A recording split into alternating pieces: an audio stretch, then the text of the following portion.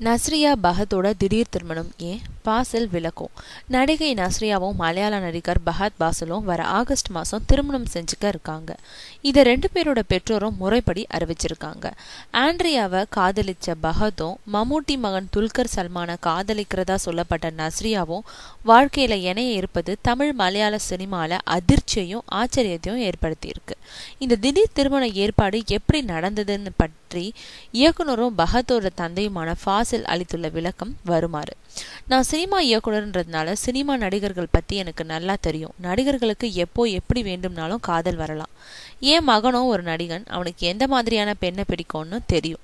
அப்படி ஒரு பெண்ணை நாமே தேடி கண்டுபிடித்து கொடுத்தா என்னன்னு நினைச்சேன். அப்போ என் மனசுக்கு வந்தவர் தான் நஸ்ரியா. அவங்க குடும்பமும் எங்களுக்கு ரொம்ப நெருக்கமானவங்க தான். நானே நஸ்ரியா வீட்டில் போய் பேசினேன். அவங்களுக்கும் இதுல சம்மதம். 2 குடும்பத்துக்கும் சம்மதம்னு உடனே நானே பஹத்தையும் நஸ்ரியாவையும் அழைச்சு விஷயத்த சொன்னேன். 2 குடும்பமும் சேர்ந்து உங்களுக்கு கல்யாணம் பண்ணி வைக்க ஆசைப்படுறோம். 2 பேரும் பழகி பாருங்க, ஒருத்தரை ஒருத்தர் புரிஞ்சுக்கங்க. அதுக்கப்புறம் உங்களுக்கு சம்மதம்னா கல்யாண ஏற்பாடுகளை நாங்க பாக்குறோம்னு சொன்னேன்.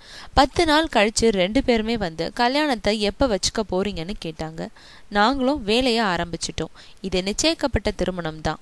அதுல யாருக்கும் எந்த சந்தேகமும் வேண்டாம். கல்யாணத்துக்கு இன்னும் 4 இருக்கு. அது வரைக்கும் அவங்க காதலிக்கட்டுமேன்னு சொல்றாரு ஃபாசில். நஸ்ரியாவும் பஹத்தும் இப்போ எல் ஃபார் லவ்ன்ற மலையாள படத்துல நடிச்சிட்டு வராங்க.